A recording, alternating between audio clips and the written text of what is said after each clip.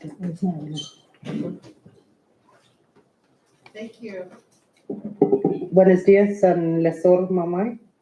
Para todos Samso, it is now 10:11 this morning on this Thursday, January 28th, 2024.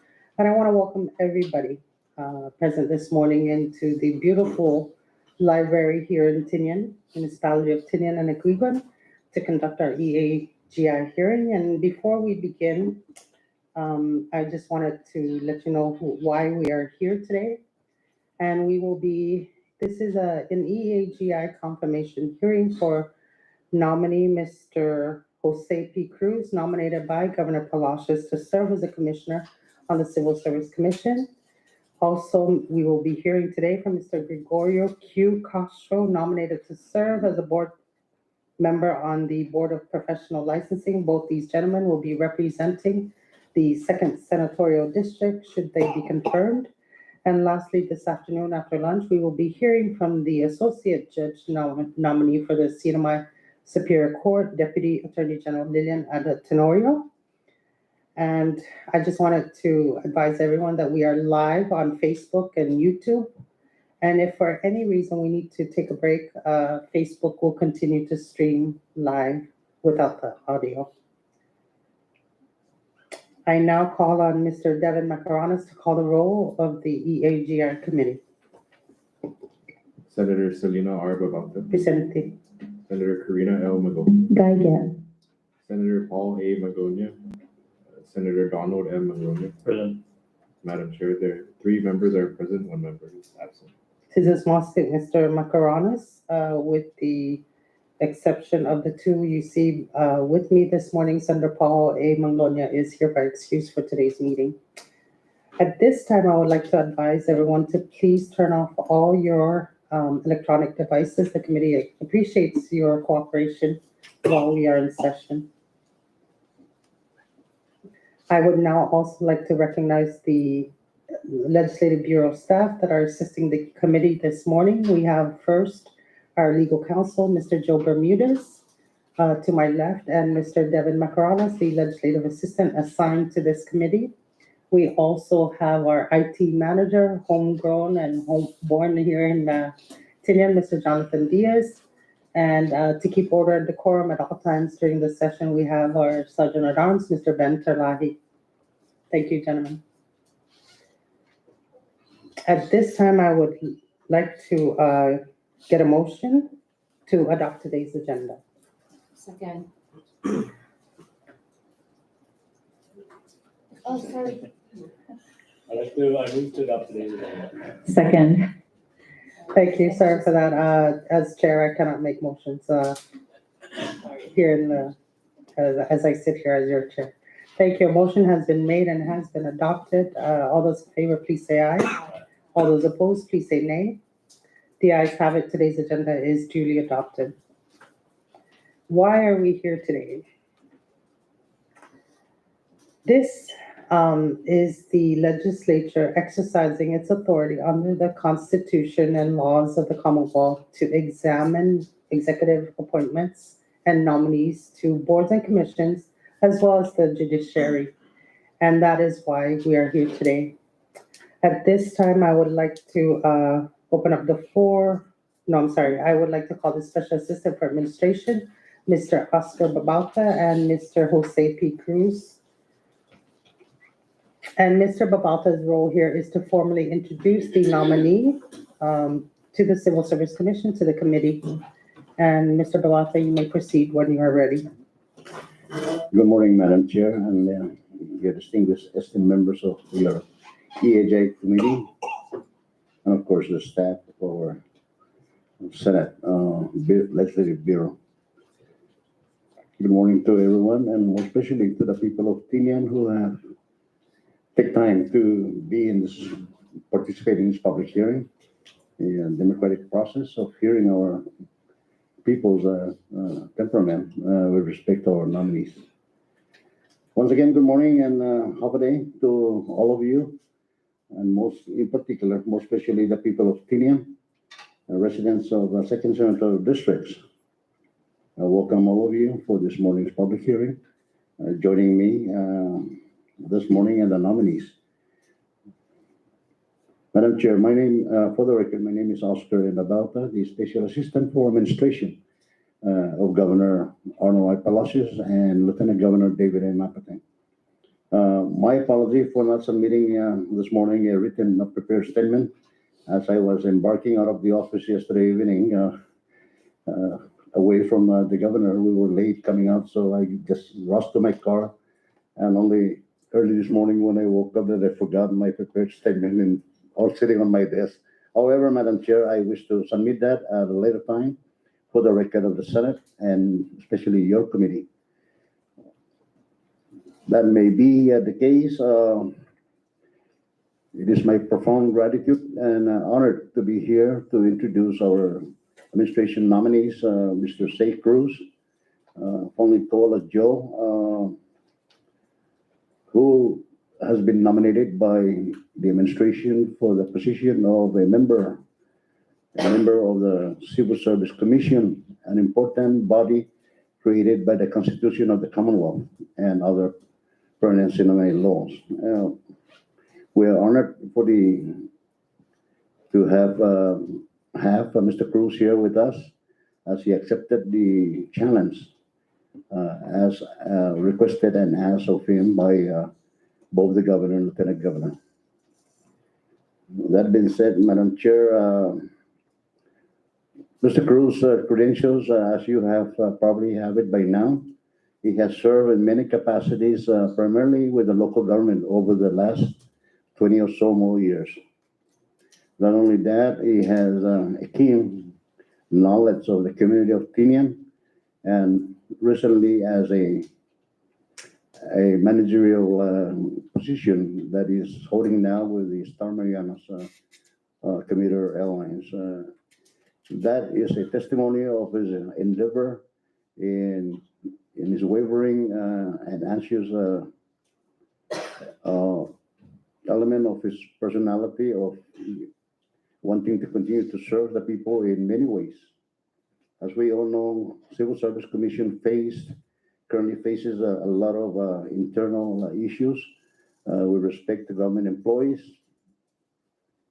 As most of you have witnessed from local media, recent local media outlets that currently they have about several cases pending, and with the participation of Mr. Cruz, that would enable the commission to move forward with the assistance of the administration in supporting the commission itself. We are proud to introduce him to you this morning and your honorable members, Madam Chair, and he is currently at your disposal. Right, Mr. Cruz? Thank you, Madam Chair, and good morning to everybody, and hopefully things will work out just fine. Thank you for your time this morning. Mr. Babauta. At this time, I would like to open the floor for public comments.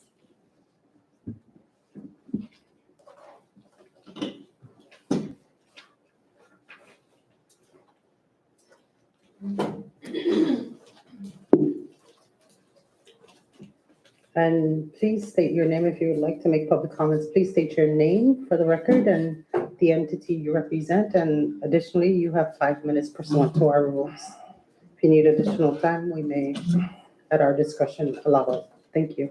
This is Madam Chair, non-Musi Use, Pangilinan Kyoshi. Gagawin ni Paganogan ni Parabay ko na support in nominee si Mr. Cruz. Mr. Cruz no kutungo, in fact, pamilya ko. No, mula si Mr. Cruz, yung tiniyan no experience niya. Dahil ko na istigi uno na board ni siya na matinas desisyon ni para protehi no i-government and of course look i-empleo. No, I've known Mr. Cruz all my life.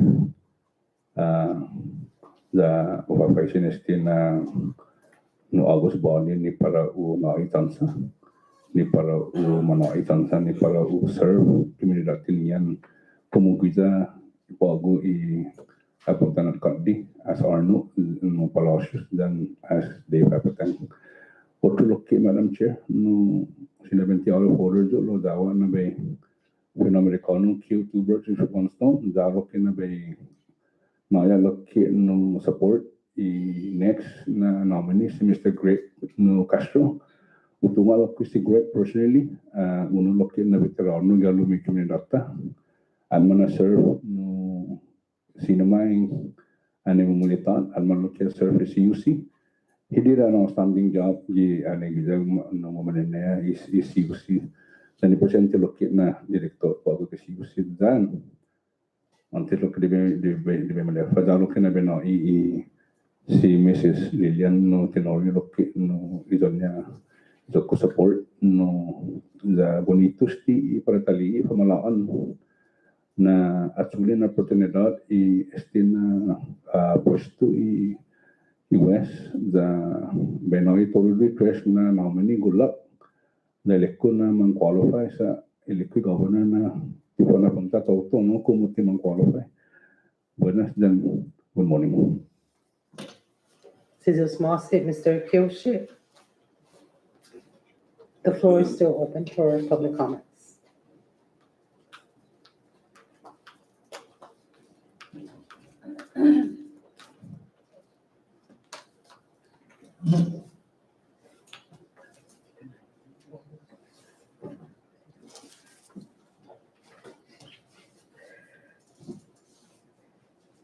Sa dun rato pa. Good morning. The Napoli Chairwoman Babauta and members of the Senate EAGI Committee. Guaho si Ana Marie, si San Nicolas, Vice Chairwoman in 19th Municipal Council. I'm here today on behalf of Mayor Edwin P. Aldon to submit the letters for the three nominees whose appointment is before us this morning for the public comment and input. Para si Mr. Gregorio Q. Castro for the CNMI Board and of Professional Licensing, then si Mr. Jose P. Cruz Q, appointed to serve on the Civil Service Commission to represent the 2nd Senatorial District. Para si Ms. Lilian A. Tenorio, appointed by the Governor to serve as Associate Judge for the Superior Court of the Cinema. I extend my gratitude for the opportunity to submit these letters, as well as the opportunity to extend my apologies on behalf of the Mayor. The Tinian leadership and I hope you enjoy the rest of your stay on Tinian. Undang ko na si Zeus Moss. Cesar Smossett, Ms. San Nicolas.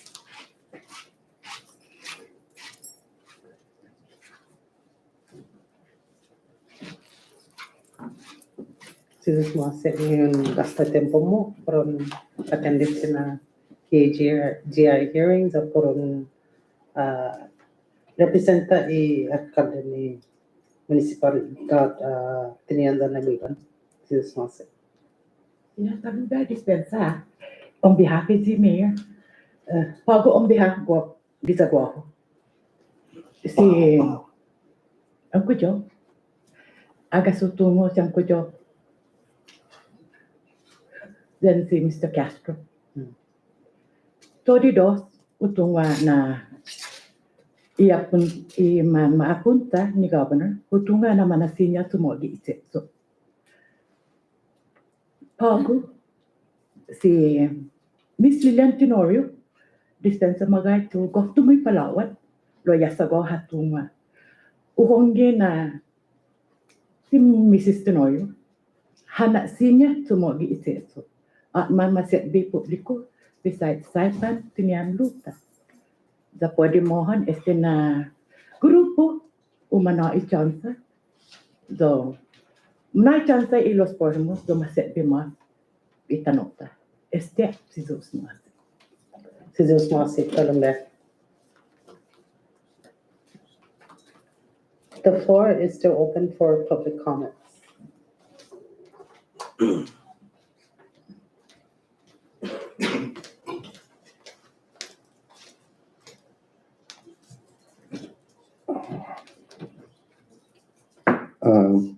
buenos días. Tiro para algunos senador honorable Selina Babauta y kumilulu isti na komite. Dan hamdulok ki membro isti komite eksekutibo dan investigasyon inapuntan investigasyon gobernamento. Guaho si Senyor Arsene Borja. Magay betang gawa dispenso sa taja iting testimonyo so para si Primon Jose no sa ejauli i appointment para civil service lo tutungo no tiuli na niya. Lo sinimbago be kay gizu ini pa be pangai sa potasyon para si Jose Pangilang Cruz para uhalong gini ki Civil Service Commission na membro i-board no tungo na sinya sinya sumogiteto sigun gi experience niya sa 20 dia hasta gano gi izo niya dokumento niya na halong para ina ginin membro zu gi Civil Service Commission za sesama laki komentan si Mr. Cruz za bula diniskuti pod probleman isti alum pod impliaw siya za benti ginin ano sinya mas ni nai no ideyo ni pro implementa halum ki civil service papa gi opisina ni OPM pres ginin ano o papasin dan sosojam zi preng nai favorable na konsiderasyon za inkonfirma za kosikisinya atutun manajuda parewa igi intero Marianas kolonya especialmente para i-empleado siya. Sin más, Jesus más. Jesus más, Senor Borja.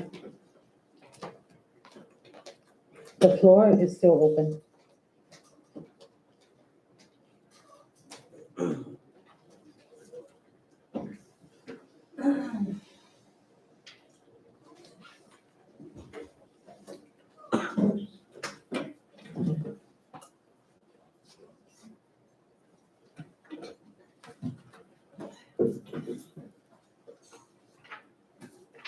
Buenos días, Honorable Selina Babauta, Senador, dan idos nagatong mo. Malago zo kanin na by welcome to paratinian. Como dikiki na isla kita Marianas. Gohu si Diana Borja, Hokuk Borja. Asa gohu si pagum na nazan man na testimonyo. Finenina malago zo na pabe na exportación estigay yakagweko como Jose P. Cruz director mami stig yani gay gizu gimina kinsi na konsihilyo za hunggan betestigo na gay inataktak logi ni nataktak niya siyempre ufanyoda hafan na pinamuli lalikulok na zangin siga si tao tumataktak malundo na gwa beneficio po beneficio interimenti komunidad tinyan gihilo enno 2 años a setbi minakinsi na konsihildo tinian dagalo mi 2 años antu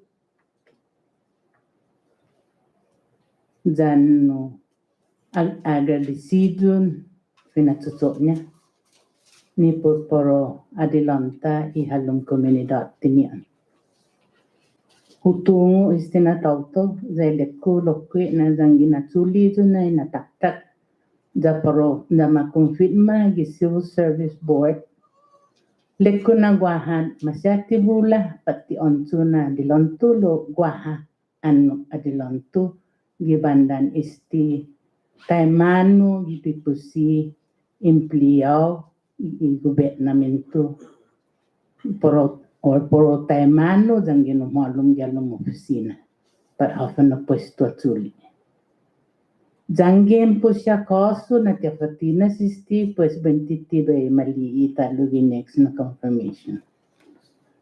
Pues gininan no papaisin hamdu na este na komite por favor zangien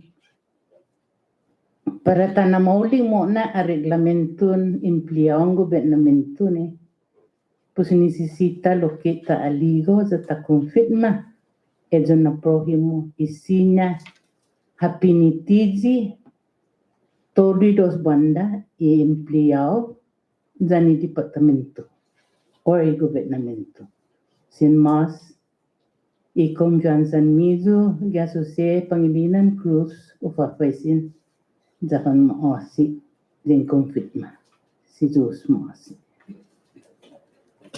Si Dios más se Señora Borja. The floor is still open for public comments.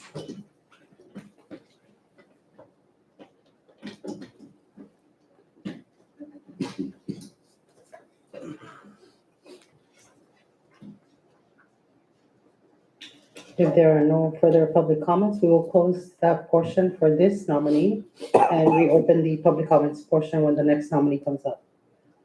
Benvenido. Oh, I'm sorry, one more, I forgot. The virtual. We will hear now from Mr. Ray Munoz, the Civil Service Commission Chair, once he calls in.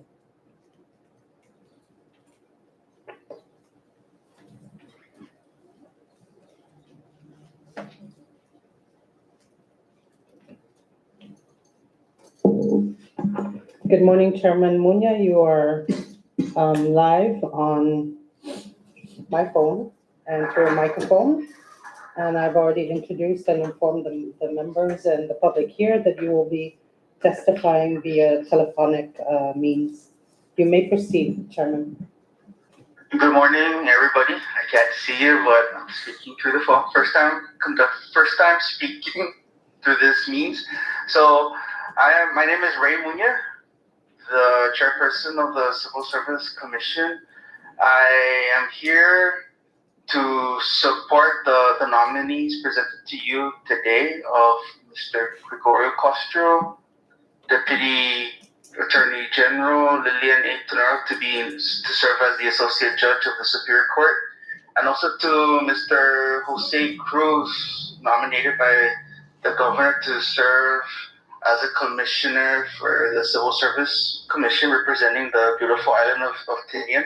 So again, I specifically for Mr. Cruz, I don't know him personally, but we look forward to having him on board in the commission because there's one vacancy, and with his nomination, possible confirmation and swearing in, we will have a full board.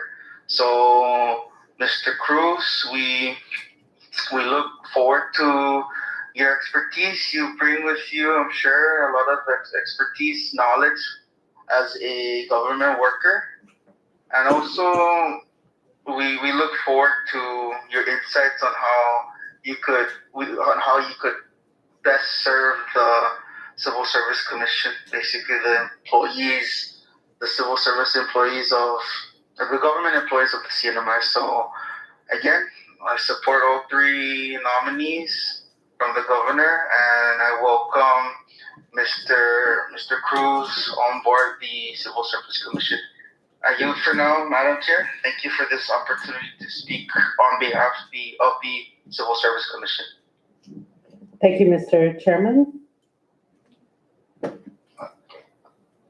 At this time, we will close the public comments portion for the nominee, Mr. Jose P. Cruz.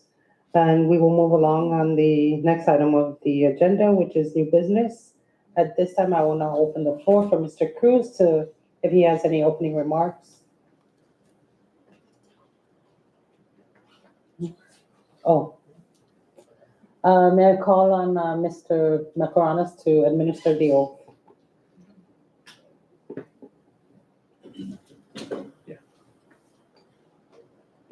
Jose P. Cruz, you do solemnly swear under the penalty of perjury that the testimony you shall give in the matter at hand shall be the truth, the whole truth, and nothing but the truth. Thank you. Thank you, Mr. Cruz. Sorry for that. At this time, we will hear from you, if you would like to present any opening remarks. You may proceed when you're ready.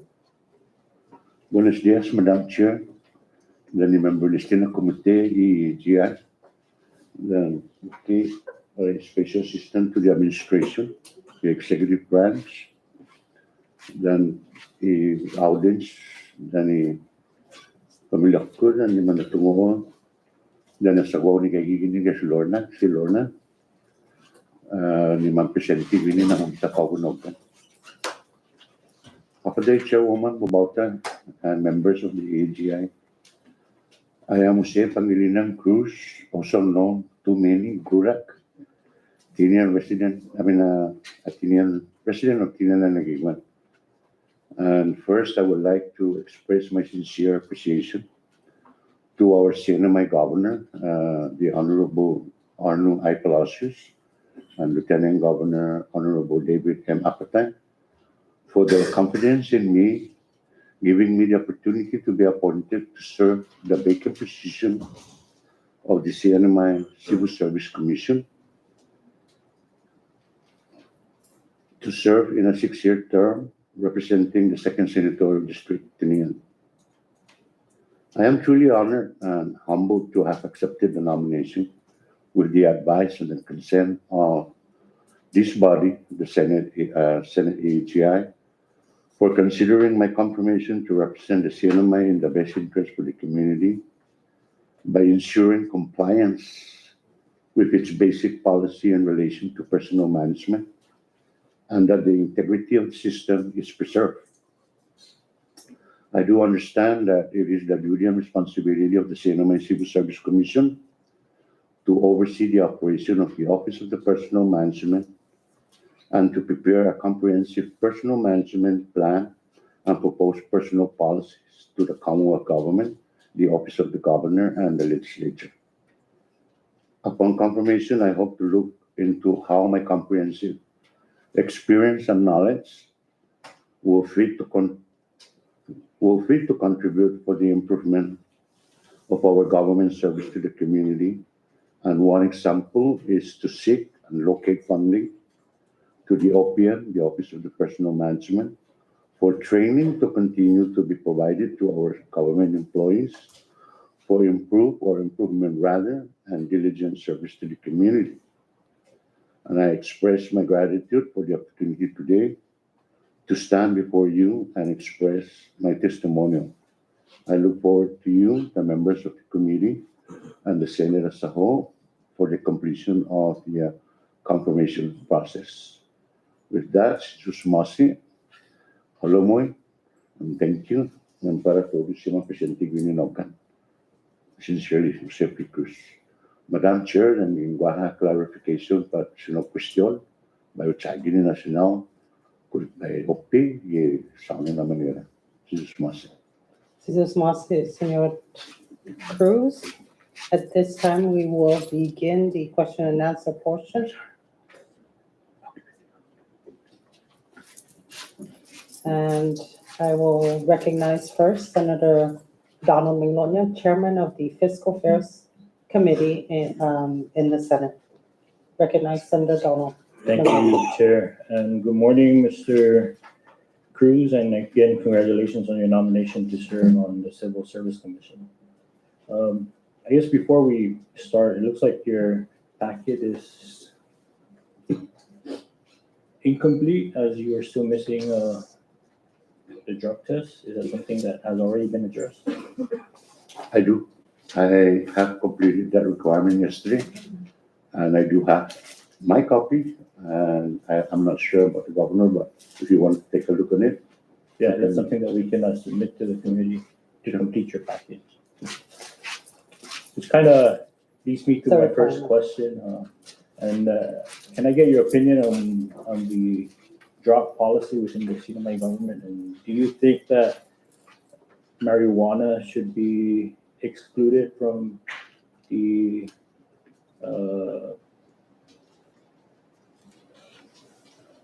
from the pre-approved or pre-employment application process? My honest opinion, from what I know about the cannabis, it's a medicine, no, it's good, but itaw to lo durante ni orang gobyerno, empleado for intoxicating is the cannabis. It's really not recommended. It's, bahay dyan niya, no, defect iti marijuana, and itaw to mo naman so because dahil get the hazardous na areas at kung heavy equipment operator, todo siya din naman dahil hazardous. I think marijuana empleado ng government hindi no mausay upang chupado constructong architecture. Parewa lang ko pag-uwi na, I am the one good example. As a general manager this time around here, we cannot stop the empleado magmi po mausay marijuana. Business niya, the after the working hours. Loaded run in Chocho, we don't tolerate any. You come to work and get stoned while you're operating an airline. It's a high risk. There's no room for mistakes or liabilities and stuff like that. So, my opinion in marijuana, it's out of them in Sumupa marijuana, you have to work. I don't have any objection, I guess. Lo then you put on him, blow up a chochu, the first of the knowledge. Go here, what's going on in the community. Man push me gain a waste, so then you must consider as a commission by attending on the manera manual para educate empleados do macumpendi, then get taigo which to the chomo of Lamus, then for me, cannabis can be kuna maudik para ito total presence should be some alcohol, for example.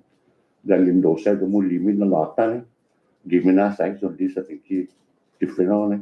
Just be that and lo poly pomalusion and heavy drugs, that is completely unacceptable in the German. Thank you. Thank you for that response. I know in previous civil service nominees, that's one thing that we pointed out is to look at the drug policy and see if this is something that could be removed from the requirements. Considering there are certain occupations that deal with the safety, and so I hope that this is something that the commission can continue to look at. I know that there's legislation that was introduced. I'm not sure if it's still in the House or it had come over, but we haven't heard anything in terms of what civil service is doing in the administrative code. But if it's something that we are going to act on through legislation, then I hope that we can get some comments from the civil service to see if that's something that should still be considered. I see your resume lists down several employment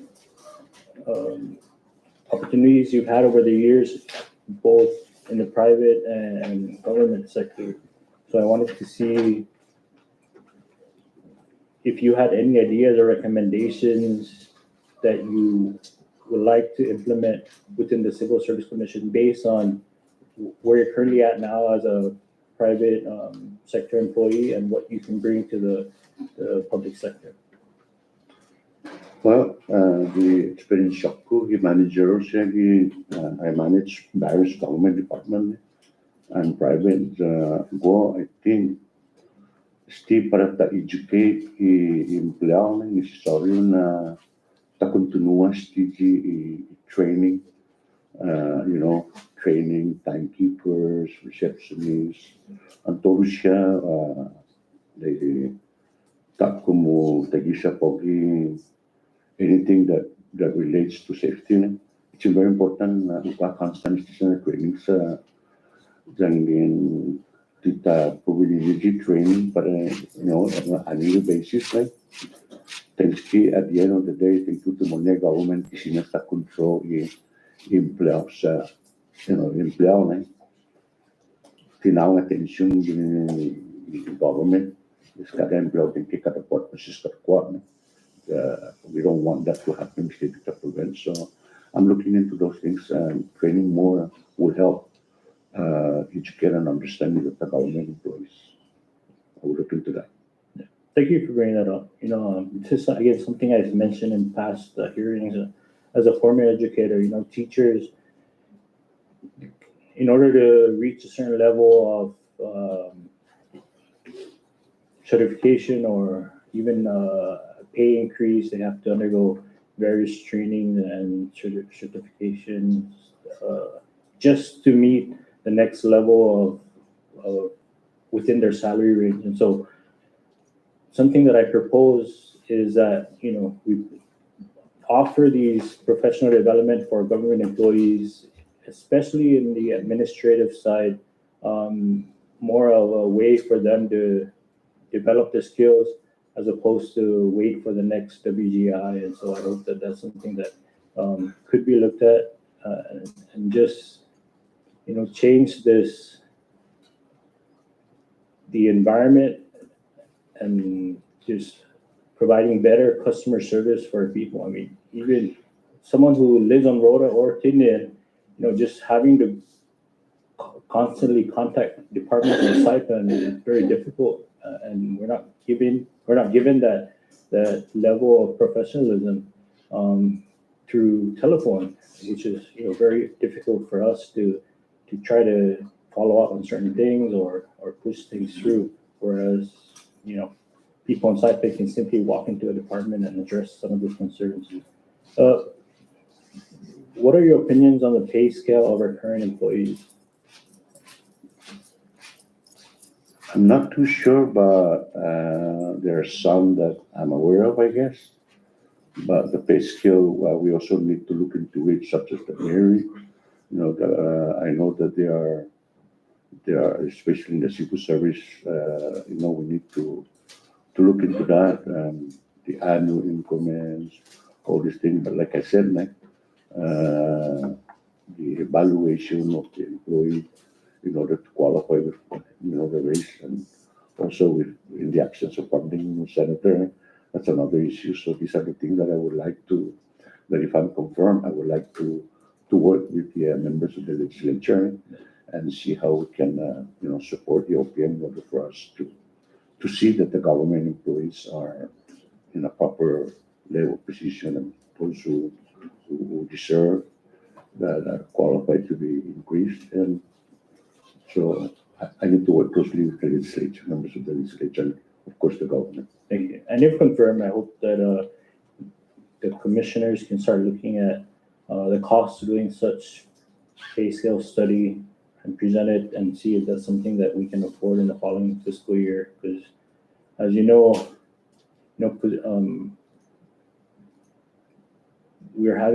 there's a lot of turnover within public safety positions. It's not very competitive. And so I hope that, we can revisit some of these positions and see how we can retain our employees and also, pay them what they deserve. So I hope that, again, these are things that could be addressed at least within this year, and hopefully the legislature can assist in trying to make that happen. I know in the past, we've funded desk audits to kind of see how what's working or what are some of the issues within DPS and defense. But I think this pay scale study across the board is something that should be one of the priorities of the commission to kind of address some of the challenges that we're facing. Noted. Another thing that I guess I don't have any other questions, but I do have one other recommendation, and I hope this is something that you, along with if confirmed, you and Commissioner Elvira from Rhoda can look into, is just giving Rhoda and Tinian more independence with their OPM. A lot of the processes have to go through Saipan, and so for the most part, employees on Rhoda and Tinian are sitting ducks because they can't make decisions. They just receive applications, send them up, and that's basically it. Giving them more autonomy or independence and trying to in carrying out the duties of OPM. And so I hope that's something that could be addressed with you on board, along with Elvira and the commissioners. Noted, Senator.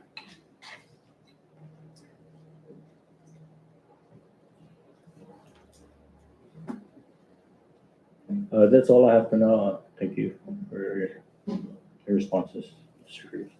Thank you, Senator Mangonia.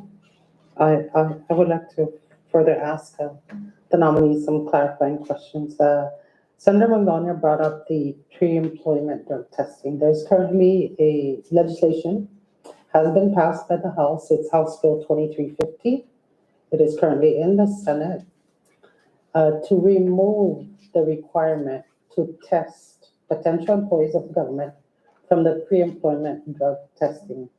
Current policy states that if you apply for a job in the government, you have to go through a pre-employment drug screening.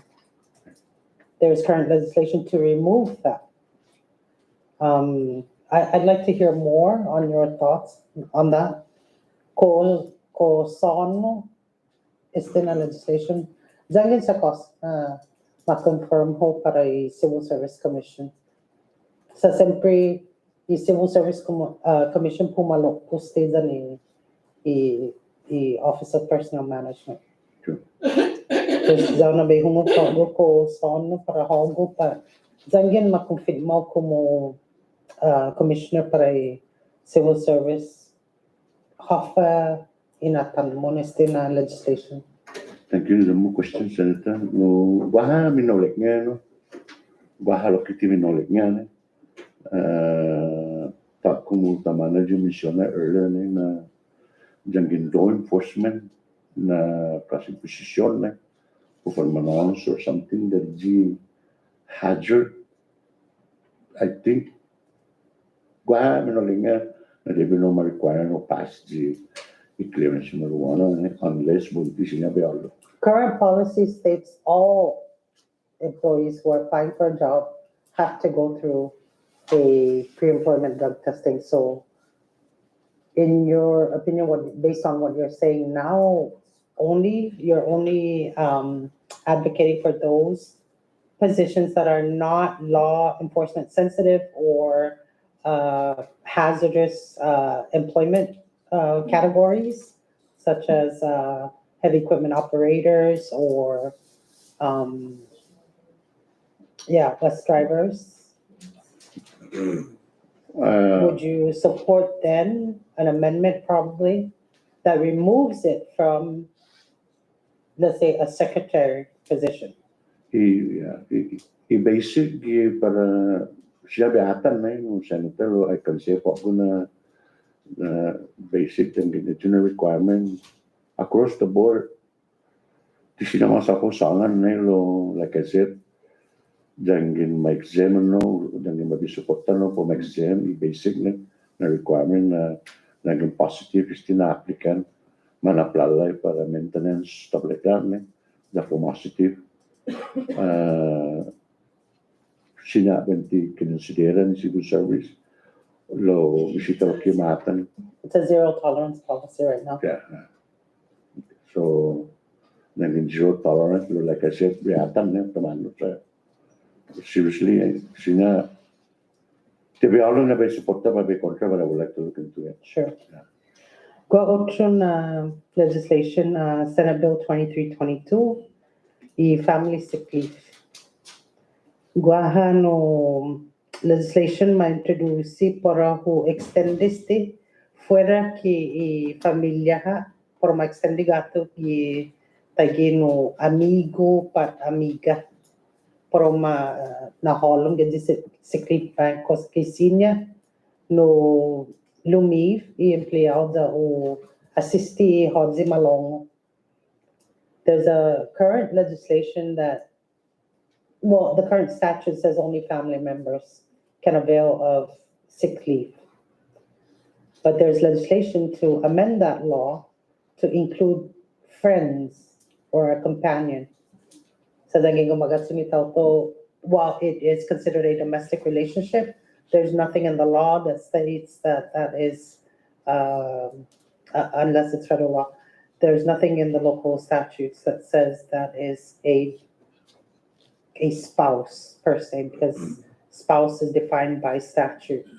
So it extends to friends, taga-bisino, niti familia. Is it este mapupopósito na legislation for the family sick leave bank ko un kabobotan no, but of opinion mo. Tigo gosli no na aklaro na biyo na lo daging parami na ulik individual. Why not? No? Why not? Lo depende no paupo ki sa at saka bisino bula doon na leave doon na tiyo mag-agree po ajudan then no, there's nothing more we can do about that law. I would like to look into that. Maybe you know, Senator, you said House Senate Bill 2322. No? Yes. I'd like to This look is into that. Fata uno, my last question would be, Senate Bill 2345, which proposes to authorize admin leave for members of the National Guard or Reserve when they are volunteering for the ESGR. ESGR, kung ikalinga, Employer Support Group for the Guard and Reserve. Grupo it's a volunteer group ni no sasono manasisti dan mumumudzi I sindolo I manyanyabi kumugwaha no problema gi sitonya kolan civil service para I Guard and Reserve. In many ways, they act as advocates for Guard members and Reserve with respect to their employment, especially, or even house rental or apartment rental issues. ESGR volunteers to assist Guard and Reserve members for that. Pues y proposed legislation.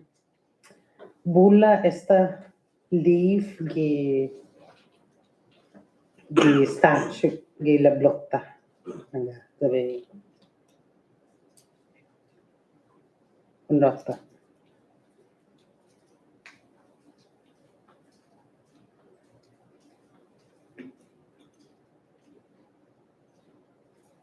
Gipresente guaha annual leave, sick leave, advanced leave, training and education leave, compassionate leave, administrative leave, court leave, military leave, maternity leave, and paternity leave. Pues na proposed legislation po ma-autoriza admin leave para sa mga membro gi militar, Guard and Reserve puro volunteer para ESGR. Danging no function niya. Daw na ba kung ginanhago sa simplitak lulekta civil services ti pumalopo. Given all the leave we have that makes an impact on our operational costs for the government, what is your opinion on a proposed additional burden on the government? That's a good question, no, Senator, and I would like to look into that also. No, Jakista Guasta, no, Senator, because indeed the Jua Tazan, and then getting Mati already, but then disaster or, you know, but no, pro depending of the freedom. I don't have any objection for my brand new admin, but like I said, Malagusin na the aftermath, no. Well, Dangin disaster, they're put on active duty orders. So, they manisitas tinali. Daw na unatan pa nino sa gagaya i-bill Zoku committee. Okay. And I'm very conflicted in this. I support the Guard and Reserve. Nobody, I think there's no doubt about that. I was a military dependent for over 2 decades. But my concern is we are putting additional burden on the operational costs of the government. That's the only thing. So I'd like to hear from you later. Should you be confirmed, this committee has, and any committee actually in the Senate or the House has the authority to bring in departments to have a conversation and dialogue over proposed bills. And I think that's the right thing to do so that we hear directly from those who manage the department or the program and to better inform legislation and the members as to how we can make a bill better, rather than just what was introduced, considering all factors. Thank you. I yield for now. Senator McGovern, do you have any questions? Recognize Senator McGovern. Thank you, Chairwoman. Buenos dias, Mr. Cruz, and para todos los que han presente algunos días, and para manekumuk online. Lu undang ko na si Dus Maas niyo nagsepta nomination gini administration. Have you had the chance to read and review a citizen-centric report for 2023 that was posted on OPA's website? No, John, Okay. Good. Okay, so I would just like to share briefly the report, and there are two things here that I would really, really like to focus on and emphasize the importance, because on the citizen-centric report for 2023 from the Civil Service Commission, it states here that the mission of the commission is to dispense prompt, fair, and impartial resolutions of employee grievances and appeals to the develop and promulgate regulations and processes necessary to uphold the civil service personnel system free from coercion and political influence in the delivery of quality services to the people of the Commonwealth. So that's the mission statement. No? When you go down, as you read through the report highlights some of the challenges that the Commission has faced in the fiscal year 2023. And one of them is being the financial challenges. I think we can all share the same concerns. I think across the board in the government, departments and agencies, they have their fair share of financial challenges, but we'll stick to the civil service for this purpose. And one of the challenges reported on this report, on the onset of the second quarter of fiscal year 2023, the Commission, along with various government agencies, faced a significant financial challenges resulting in a substantial reduction in their budget, including complete halt of the administrative hearing officer. So I'm not sure if you're aware of that, but currently, as it stands, the Commission, from what I understand, has no hearing officer, which delays the current hearings that are, I think there's 13 active cases at this time. So because of financial challenges, that's one of the issues that they are facing. Also, persistently difficult in securing professional services for legal counsel. So again, they don't have access to legal counsel, therefore that, contributes to the delay of these cases. Reduction of work hours, I think almost every department and agency in the government has experienced that. And then suspension of within grade increase for civil servants. And that's something that should be confirmed, should look into it and see how we can get the civil service employees, get the WGI that they have been waiting for, no? Noted. But the one thing that really, really catches my attention in this report, because on the mission statement, it talks about the political interference. And lo and behold, in this very report, it talks about that very same issue. So I'm just going to read this to you. In addition to our financial challenges, the Commission is grappling with the following issues: political interference affecting the existing regulations on laws governing the Commission. That's a very serious concern, because the last thing we want is for political interference to have some kind of sway in how cases are resolved. So please, should you be confirmed, this is something that needs to be addressed promptly. Also, they talk about the lack of communication from lawmakers with the Commission. So I am not aware of that, and I don't know if my colleagues here are aware of that, but it's being brought to the attention on this report. So should you be confirmed, please try to get a better understanding of what these challenges are as far as communication.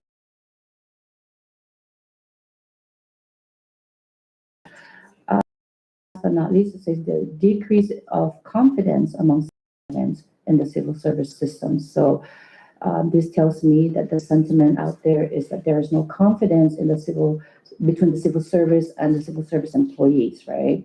And the premise, or I believe that the whole purpose of the Civil Service Commission being there is to provide that kind of service to the civil service employees, to ensure them and assist them in the issues that they are facing with their employment with the government. So please take a look at this report, and should you be confirmed,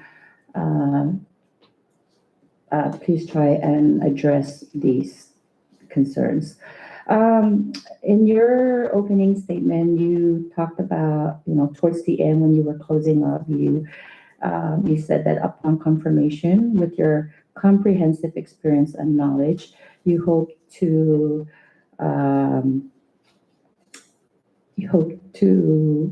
I guess, find ways to improve the CNMI government, no?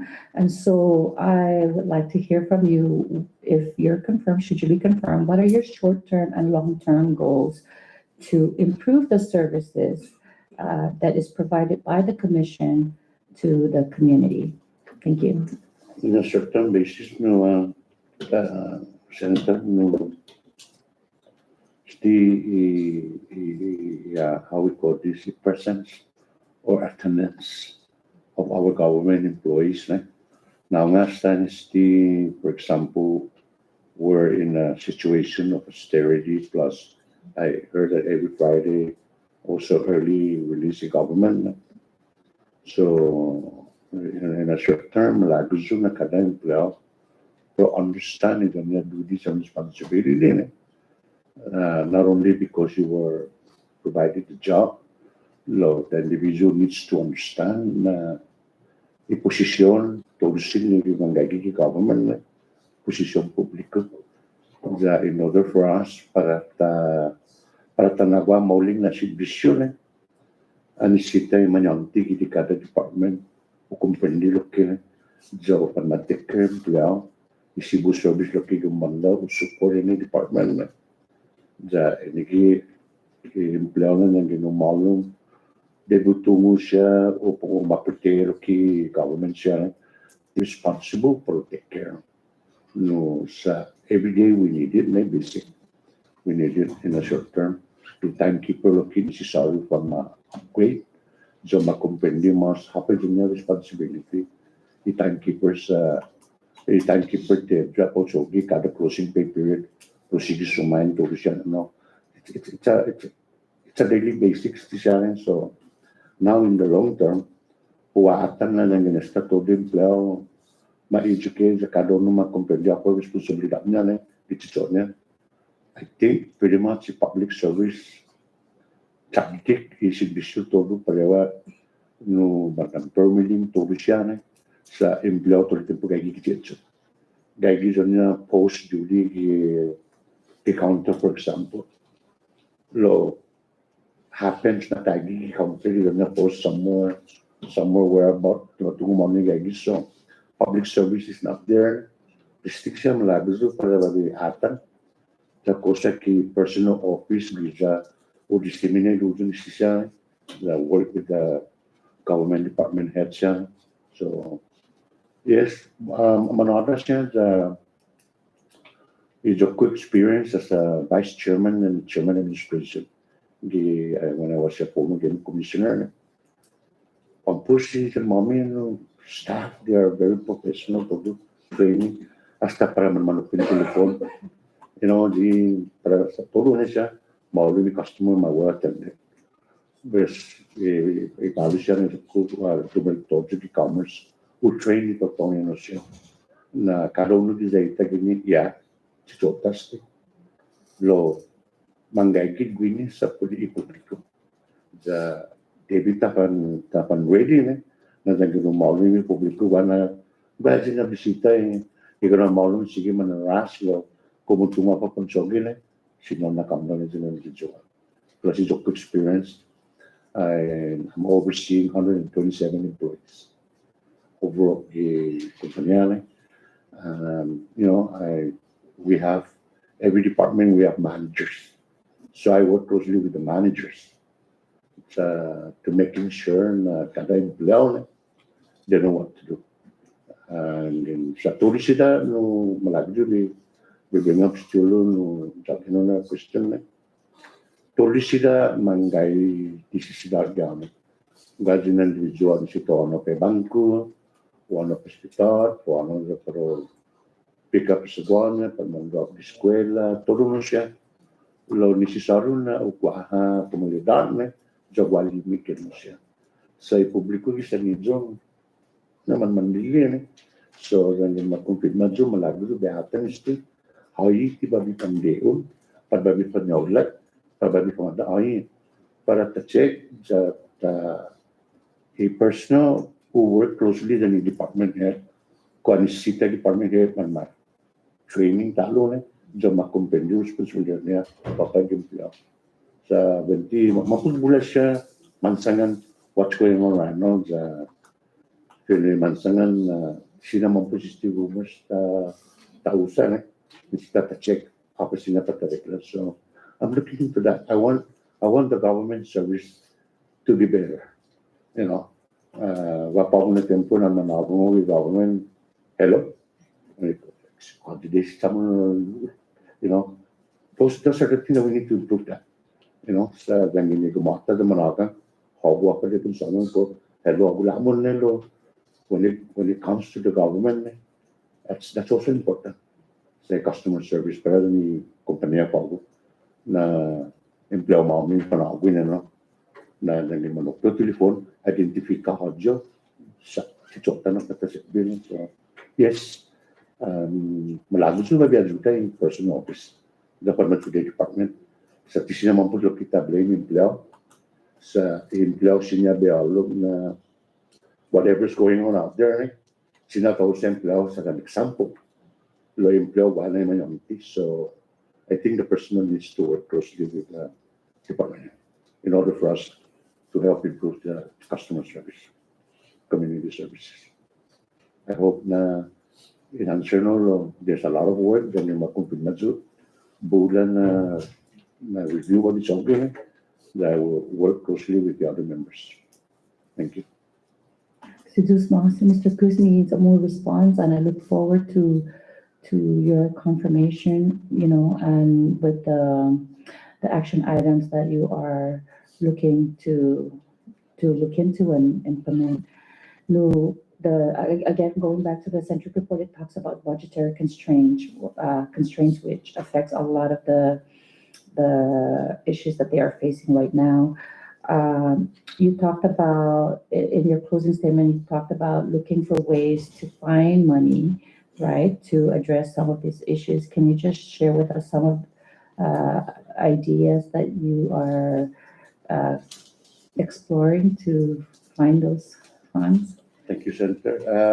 Go, sesuatu di mana sulen na undia ipa manggotizu posisyon tak mutagini pa boleh.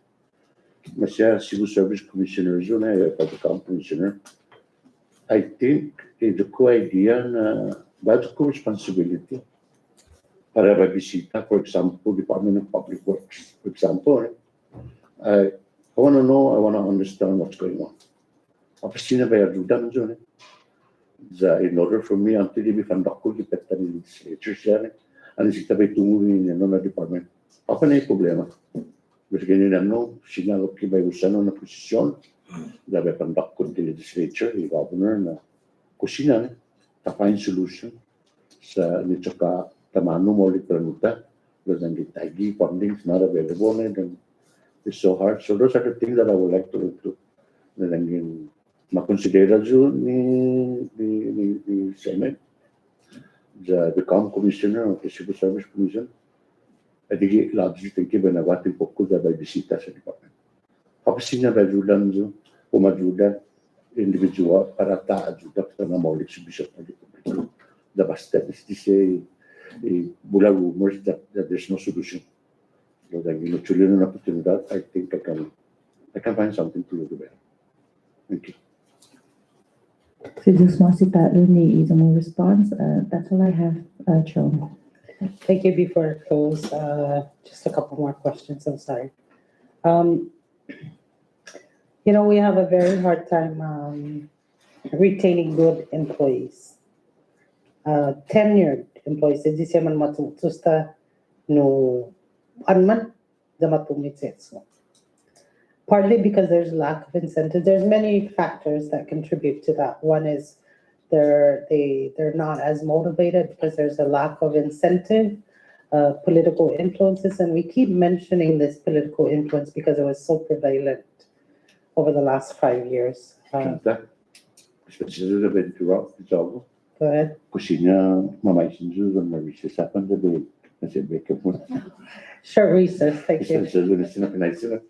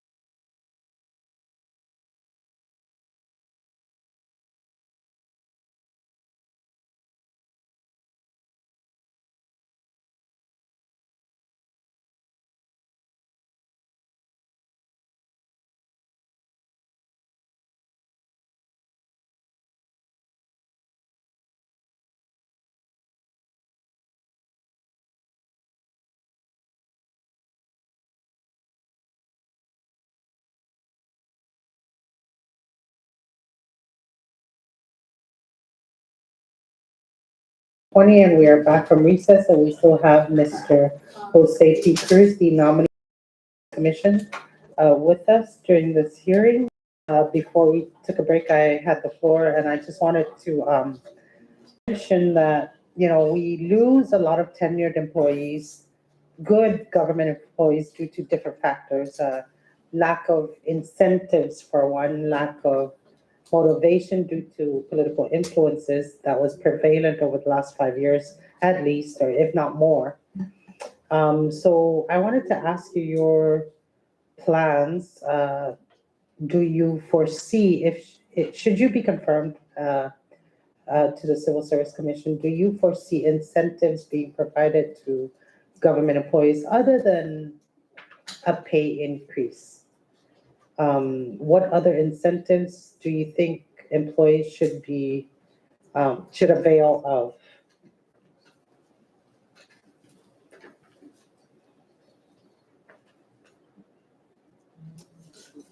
Such a question, Senator?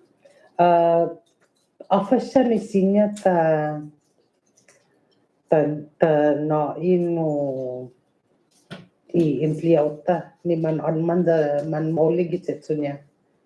Offa civil service niya hatogin ni poro na ganas insuna empleado poro saga pat poro continua no exhibition niya gi government. Malabdo na naging humawag di commission na. Malabdo na bay atan to siya ganyan policy siya yung personal office sa huli ko na anisado din to maina na tatantaman na pata identificano sa cosa que sina no ugaha intensyon sa gandang tao sa nata intensyon na yung empleo chkatamano no lengas di empleo Dangin tisin ko portan di departamento and the issue of supervision so malabos din na usapan na earlier na I think the personal office should be work closely with the department heads yeah where I be seeing myself. Dalo que non menciona no kilatata for training preciso y empleado del gobernamento no ma-receive often ramenta ni promatsugi tsunya kabalis ginaskas no minaulik pro continua John mentioned no ultimo na questiona no many college graduates, and I've mentioned this to other civil service nominees, to the CNMI scholarship nominees, to the NM Tech nominees. Many of our children go off to school abroad and avail of the CNMI scholarship, Shefa scholarship, Tinian scholarship, Rhoda scholarship. But we don't, the numbers dictate that they don't necessarily return. A good majority of them do not return to the CNMI to give back to the community. And that was one of the incentives in providing scholarship to our students so that they can hopefully come back one day and serve our government, in our government. They've even provided an incentive that if you come back to work for the government, the grants that you receive will be offsetted with your years of service. So, you know, I continue to say this and state it that we are not seeing college graduates transition into the workforce, whether it's government or public, private sector. There's also, NM Tech also, all our educational institutions, from a policy standpoint, I find it difficult for me to support other programs that proclaim this and that about our workforce because I'm not seeing the transition into the workforce. Like NM Tech, they come out every year, they say they certified 60 people, they've graduated 70 construction certifications or whatever, but we're not seeing the numbers transition into the private sector, and we need to build our private sector for a balanced economy here. So I'd like for you to take a look at that, should you be confirmed, to find ways to bring back our college graduates. We need them to run our departments. Noted, Senator. Thank I will you. look into That is all I have. If there are no further questions from the members, I hereby excuse you for today, Mr. Cruz. Thank you. Short recess.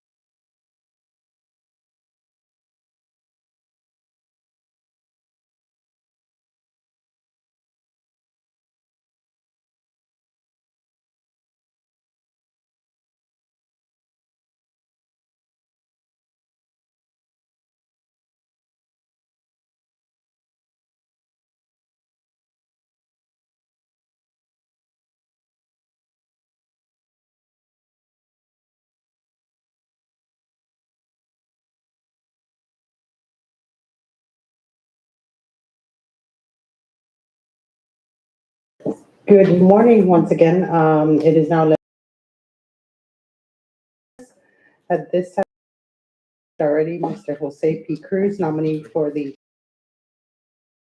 Gregorio Q. Castro, nominated to the Board of Professional Licensing representing the Second Senatorial District. And at this time, I will ask Mr. Oscar Babalta, the Special Assistant for the Administration, to formally introduce the nominee to this committee. Mr. Babalta, you have the floor. Thank you, Madam Chair, and your esteemed members again. Once again, my name is Oscar M. Babalta, for the record. Special Assistant for the Administration of Governor Palacios and Lieutenant Governor David M. Mustang. I appeared before you today, rather this morning, to officially introduce the administration's nominee to a member, to continue to be a member and renominated rather for the Sinamay Professional Licensing Board. As you are all probably aware, you have Mr. Castro's, the nominee is Mr. Gregorio Q. Castro, fondly known as Great. As you probably are aware, you have all these credentials before you. And Mr. Castro is not new, primarily with the board that he has been serving and will continue to serve in the future. He's currently a majority shareholder and owner of PEX, PEX with engineering group, who has been doing a lot of work both for the private sector and rightly so for our Commonwealth government. He oversees several $1 million worth of CAP projects on behalf of his clients in various government agencies. He has demonstrated his abilities to make sure that the multi-million-dollar projects that he oversees and contracted out by his firm arrive at a sound result of that certain public projects.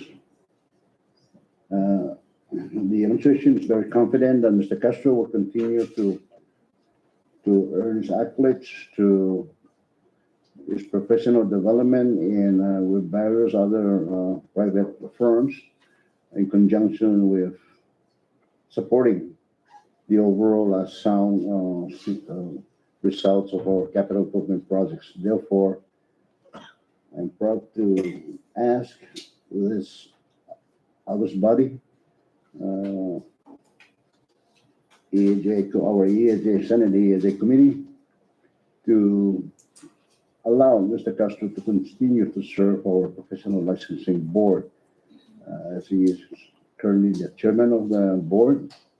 Right, Mr. Castro, you are the chairman. It does expire. So, rightly so, I would continue to ask for his unending support towards this end in policing the other licensees so that we can avail ourselves with a sound and positive result of all capital improvement projects that are worked on in the Commonwealth. So that being said, Madam Chair, the administration favorably asks your unending support of Mr. Castro's renomination for this vital board in a professional way. Jesus Mercy for allowing us to introduce Mr. Castro today, and hopefully soon again. Thank you. Sus Mr. Babalta, before we hear from the nominee, may I ask Mr. Macaranas to administer the oath to Mr. Castro. Please raise your right hand. Gregorio Q. Castro, you do solemnly swear the penalty of perjury that the testimony you shall give in the matter at hand shall be the truth, the whole truth, and nothing but the truth. Thank you. You may be seated, Mr. Castro. I now open the floor for you to provide your remarks, if any, to the committee. Good morning again, Madam Chair Babalta, August member of this executive appointment and government Investigations Committee. My name is Gregorio Q. Castro, President and Majority Owner of Pacific Engineering Group and Services, LLC. First, thank you for scheduling this renomination hearing and taking the time from your demanding schedules to be here this morning, especially here in the beautiful island of Tinian. I greatly appreciate the time and commitment you all have made to serve the Commonwealth of the Northern Marianas Islands. And I am thankful for your sacrifices and your families have made throughout your terms in public office. I would like also to express my gratitude to Governor Palacios, Lieutenant Governor Apitang, and also the Mayor of Tinian for their confidence in me. And I am honored and humbled to be here today representing the island of Tinian as public member of the Board of Professional Licensing. Currently, the United States is set to pump billions of dollars to upgrade the military infrastructure in the CNMI, which is mostly, and we all know, here in Tinian. They are expected to spend as much as $5 billion in military and civilian infrastructure development on the island in relation to the Tinian Divert Airfield project, as most of you seen when you landed. It's ongoing right now. Supporting entities for this build-up are moving in fast within the past month. And with so many proposed building structures and other developments, the circumstance that I am here before you today are evidence to be the CNMI's outstanding potential of continuing here in the CNMI. This government has provided me with every opportunity from my days of growing up in the island of Tinian and as well in Saipan, to the life I've built with my family and our company, Pacific Engineering Group and Services, which I mentioned earlier. I am the president for that company for the past 10 years. And I have learned valuable experiences and lessons while working for the military for 20 years. I worked for the Commonwealth Utility Corporation as the deputy director for 10 years and with one of the largest engineering firm in the Pacific region coming out of Hawaii, SSFN International, as the general manager. If I am confirmed, I will continue to work cohesively with other board members, which they were my colleague previously, and the Board of Professional Licensing Office to monitor licenses and firms to ensure that they comply with their obligation to the public's health, safety, and welfare. At the same time, continue to ensure that licensees are aware that their services for client, employers, and customer include the protection of the public's interests, such as I mentioned earlier, health, safety, and welfare of the public. We will monitor and ensure that they approve and issue only those documents and surveys that confirm to accepted engineering, architecture, land surveying, or landscape architecture standards and safeguard the life and property and welfare of the public. To ensure that licensees issue no statements, criticism, or arguments on technical matters which inspired or paid by interest party, unless they explicitly identify the interest party on whose behalf they're speaking and reveal any interest they have in the matters.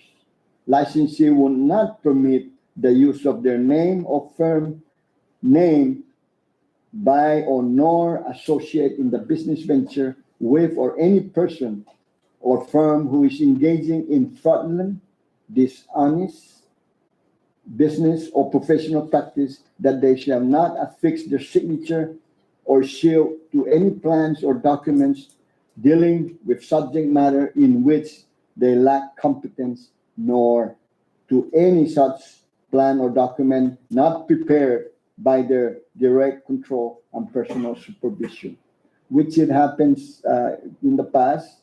There are foreign company coming to our office asking just for to stamp documents without us reviewing any documents, which those are the areas that we need to really look into any development in the cinema, that those businesses does not try to circumvent any of their the law.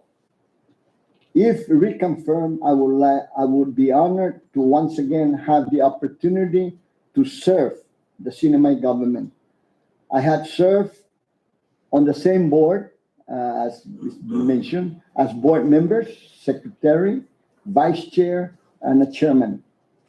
I am honored to be here today and at the pleasure of the governor, lieutenant governor. And I thank you for your time, and I ask for your favorable considerations of the governor's nomination. I look forward to answering your questions and hearing your suggestions. Thank you very much. Thank you, Mr. Castro. For the record, we also received a letter of support from the director, Ms. Esther Fleming, the executive director of the Board of Professional Licensing, in support of Mr. Castro's nomination. At this time, I will open the floor to the members if they have any questions for Mr. Castro.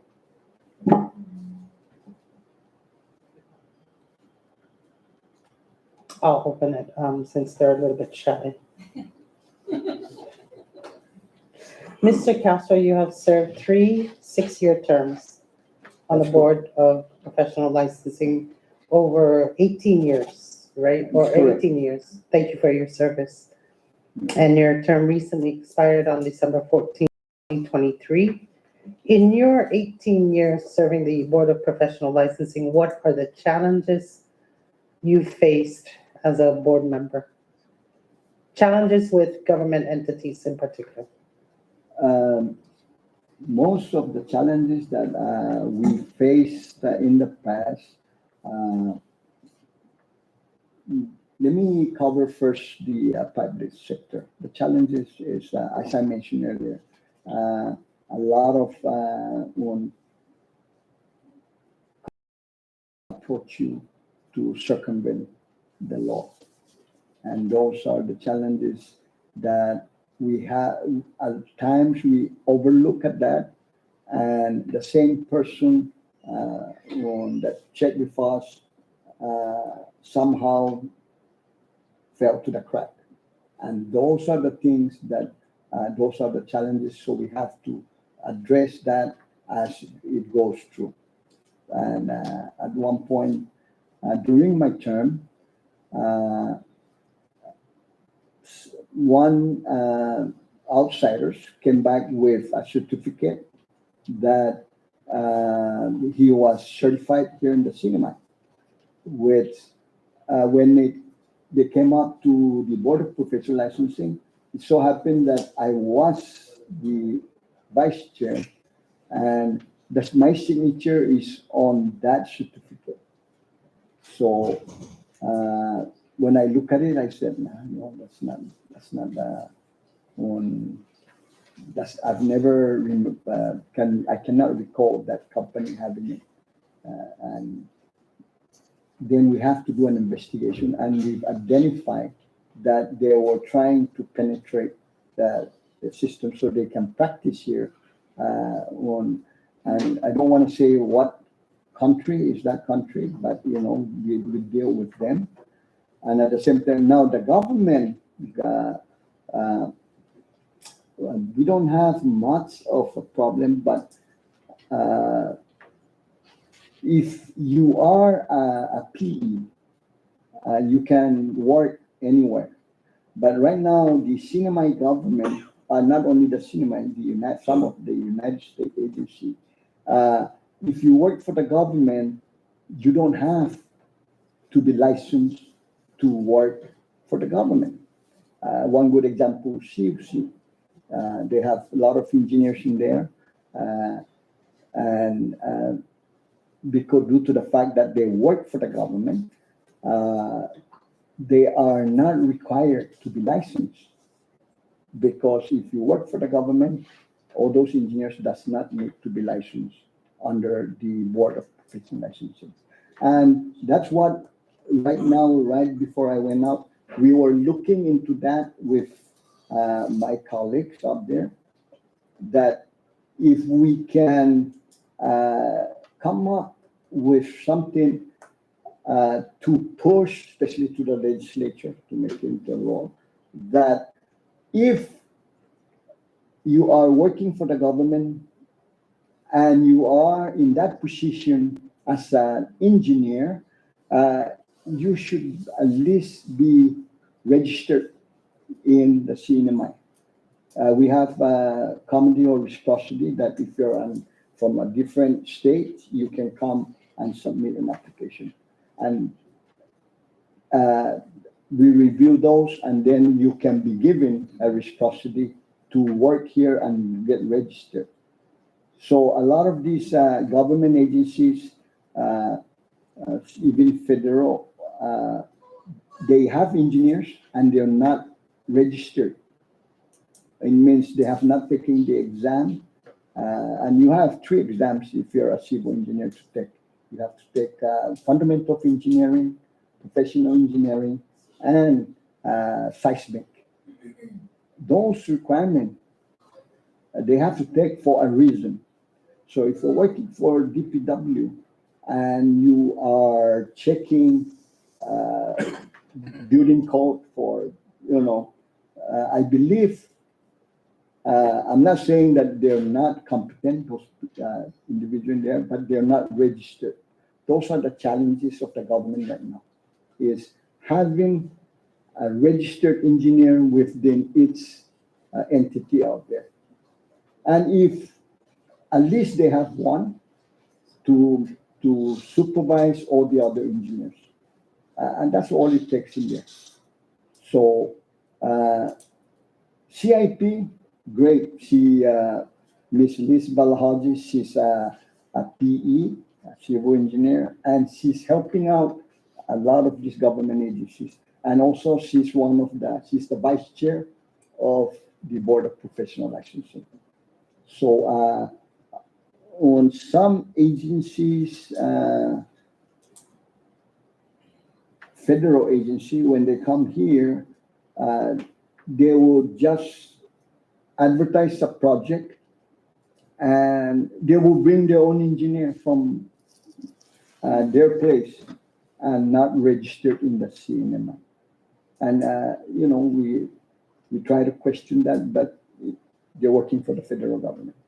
I think it works on any other profession, that to practice here in the CNMI, you have to be registered. And that's the most challenging that we have, is having professionals within each agency that requires professional engineers. Thank you for that discussion. You mentioned that there was a company that proclaimed they were certified or licensed in the cinema, but after your investigation, what was the result of it? Oh, we deny him. Okay. And as a matter of fact, we reported him for falsifying a government, cinema government. But he's here temporarily to do Is he work. practicing? No, he was going to practice. And that's what happened is they sent in their paperwork, the registration certificate. And it so happened that my signature was there, and I looked at it and said, no, I don't remember signing one of this year. So, but that's a few years ago. It doesn't happen again. Okay. But those are, they're trying to penetrate to get the easy way out. Thank you for your diligence in your service to the professional licensing, because it becomes a safety and a liability to the, not only to the government, but to the people of the Commonwealth. So now that we've asked you what your challenges are, what are some of the accomplishments you have experienced as a long-serving member of the Board of Professional Licensing? I know you're required to update your regulations to conform with US standards. What are your accomplishments in the last 18 years? The accomplishment that I've done is, as I said, I'm a public member. I am not an engineer, and I'd like to clarify that. And in order for you to give advice or talk about engineer in that capacity, you have to be a PE, if you professional engineer, if it's an engineer. If it's a surveyor, likewise. If it's an architect, likewise. So my being a public member all these years, I every time I see on that, or when I saw something that it's not within the law, or it compromises the health, safety, and welfare of the public, then we come up, the board and us will come up, and we have to put that on our regulations, and then we make changes to the regulation to continue to protect the safety of the public at the same time, but also to protect their clients who owns the projects or the government. We had done, I'm not board member for engineers, architect, and surveyors, but also as appraisals, U.S. federal appraisals. So our board consists of 3 professionals, 1 public member, and 1 on appraisers. So we accomplished quite a lot. I cannot put it in detail how much we accomplished in figures or percentage, but just by changing the regulation, and not changing, but updating regulation and working with the legislature. One good example, we were pushing for that construction, the contractors that they need to be licensed, the contractors. We were, and The it's Contractors Association bill.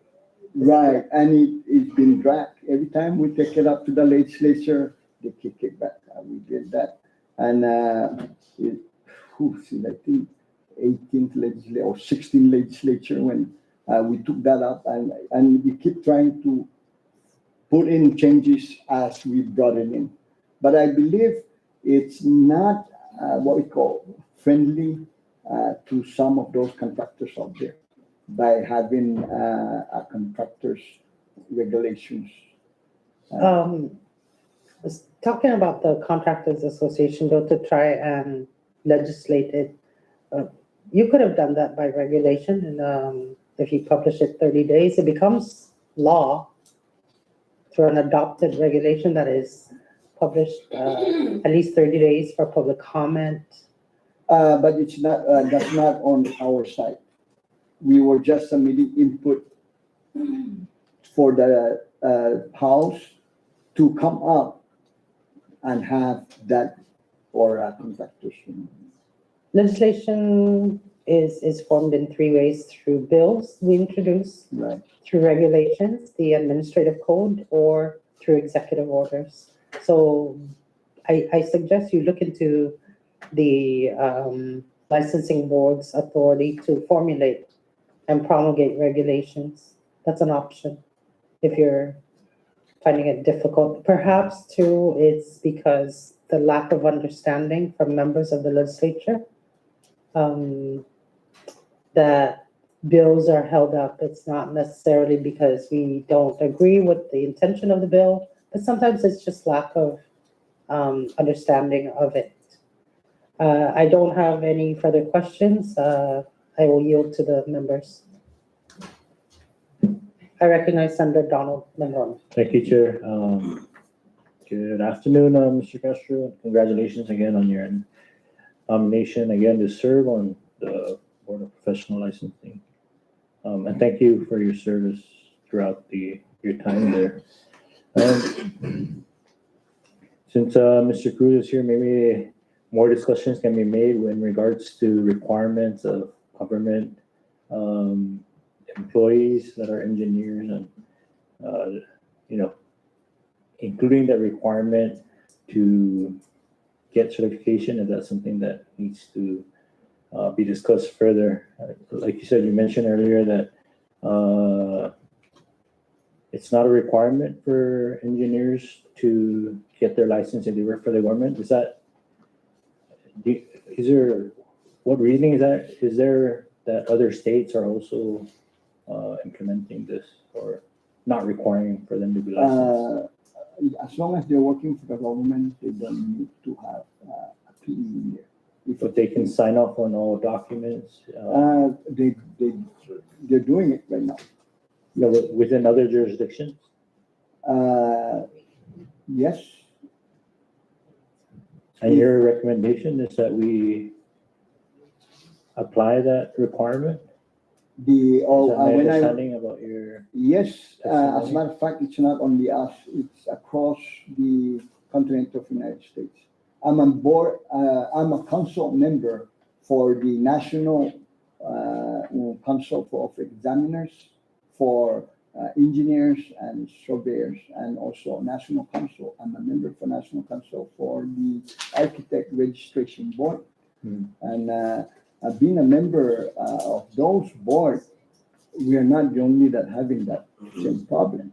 They will address their concern that on one state at one point they said that one of the government engineers signed something and it ended up that it really hampers the safety, the health and safety and welfare of the public.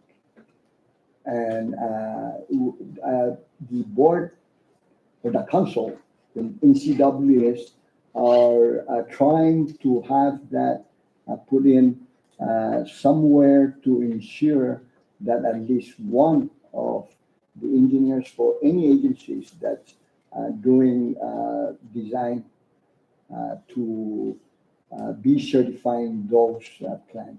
Some states are practicing right now by hiring a private firm to do the review and stamping, but some states they don't. Like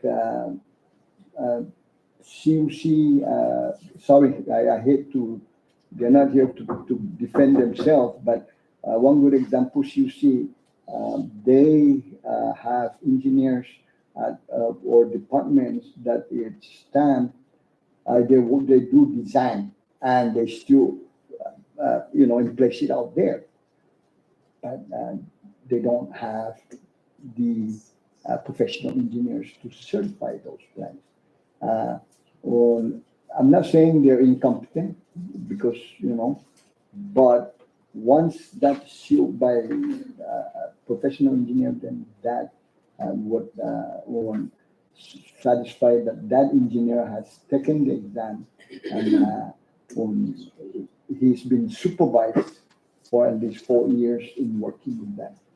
And we have one, I'd like to recognize Mr. Tenorio here, who is one of the PE, a great PE in Saipan, working for GHD.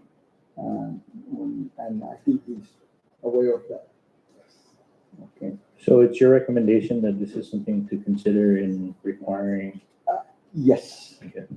If that were the case, would we have, and the current government employees would have to try to pass the exams, would we have a challenge in terms of shortage of engineers? Yes, but we don't want to just take a student shift we have to give them time. Right. They must be at one point being supervised. Because the supervision, it takes at least 4 years to be supervised. In order for you to, even though you pass the exam and everything, if you're not supervised, you are not gonna get your license. So if we wanna have that change, turnover, my company right now, all of our guys, my company will pay the fundamental of engineering materials so our engineers can prepare themselves. Once the time comes to take, I pay again for the test, the exam. Once they pass the exam, the next level of test is the professional engineering exam. That again, I have to encourage them to. So it works both for the private sector and the government. I think they can do that. The government can have that incentive. Maybe personnel can come up with a good training program for those agencies that do have engineers that can prepare themselves. So if anything, this could be comparable to like a practicing attorney, right? They can work for X number of years without taking the bar, and then they would have to take the bar after 2 years. So something similar to that effect, where an engineer can work for X amount of years before they're required to take They can, once it comes to the board, all those are reviewed, Right. whether they are on certified to take whatever exam, because we review them. The board will sign off. So if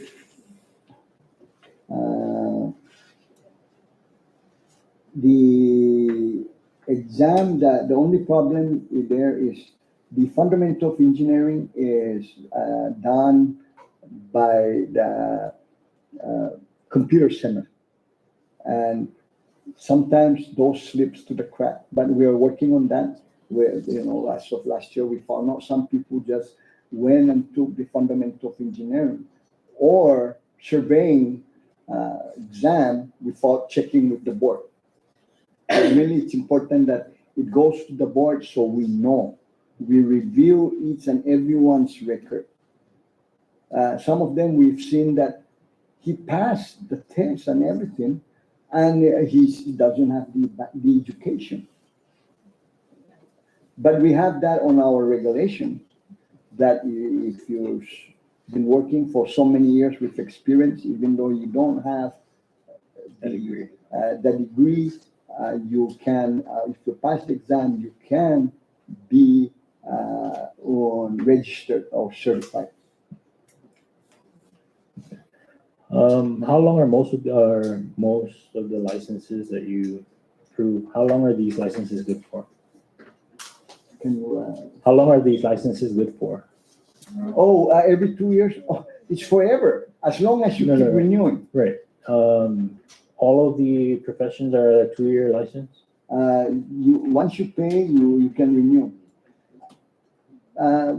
We still have, way back, they have this what we call grandfather.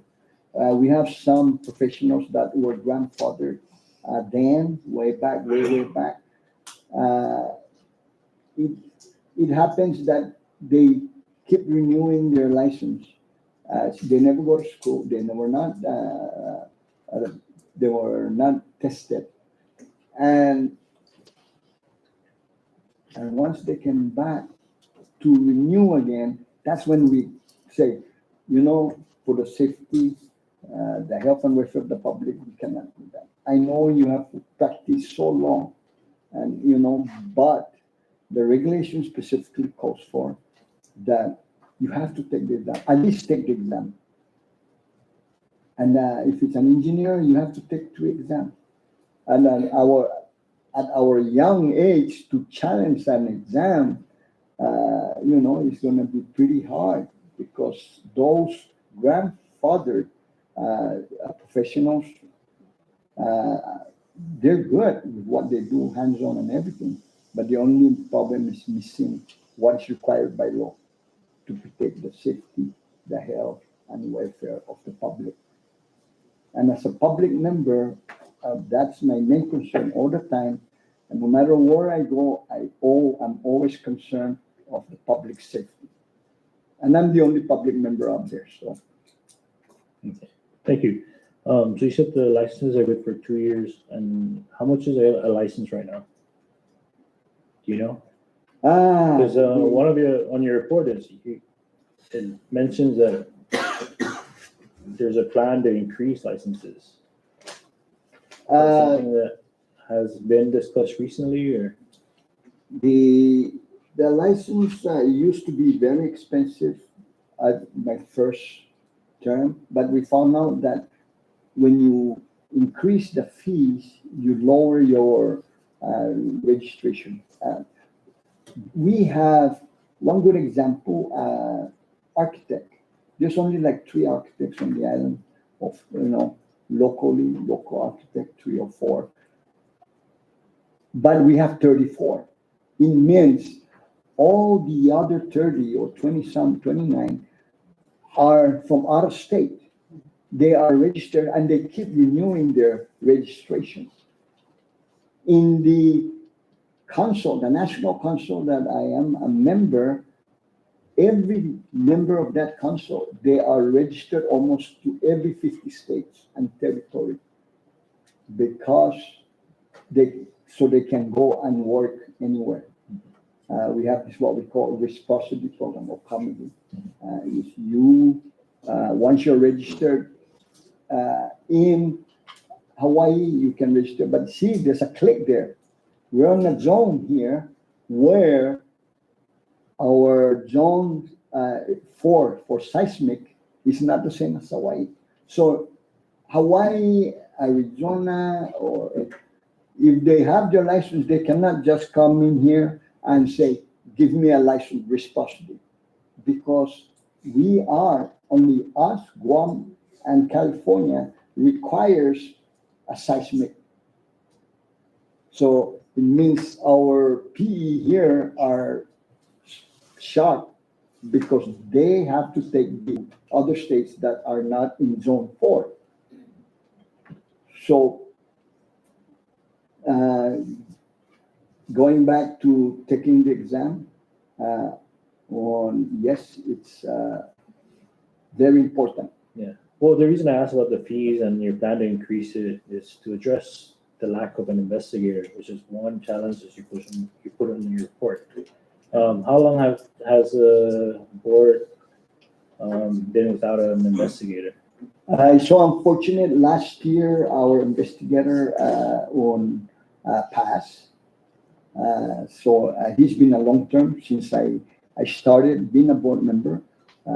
He's been there. He's great, and bless his soul to Mr. John Diaz, the late John Diaz. He was our investigator, and he's very strict out there. He's good. He knows what he's looking for. If he even seen a sign says engineering company, and you look at the registration and you're not registered, you cannot put that engineering there because you're not registered. You cannot use engineer if you're not a registered engineer. So the absence of that investigator really hampers our operations. We were working since last year with the Attorney General because of the lack of funding. That's I believe we all know that we have to, in order for us to hire anybody, and especially at his rate, we have to have funding. So we have worked with the Attorney General to, if he can provide us one person that knows how to conduct it, and so we can guide him how to just go out there and help us to be an investigator out there. Not necessarily being out there all day, but at least sporadically check what's ongoing project out there, and then check whether the plan's been stamped by a licensed engineer or not. And if it's stamped, who stamped it? He checks the registration listing, and if it's not, or that person not there, so and then we'll write a letter, even to use the board engineer, the board will write a letter, and I sign to inform the person that he needs to take that sign down, or he cannot. And that's the investigator's job, is to check to ensure all anybody that are out there like a surveyor trying to survey when he's not a registered surveyor. Okay, so there's no issues in regards to getting the help from the AG right now? Or- We're working on it. As I said, if I'm renominated or reappointed, we will continue to work with the Attorney General. Our counsel is from AG, so he helps us too. And at the same time,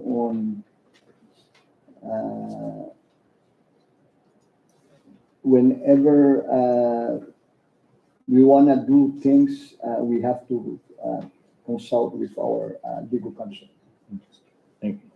Who's the current chair of the board? They don't have anyone right now. I think she Liz Balahaji. You were the chair? I was up to December 14. And have there been any issues in regards to meeting regularly to review the regs and update these regs? No, we have appointed, we have a committee that professionals, not public member or not officials, to come up, to get together. It's already been ongoing to come up and updated the regulations for the professionals.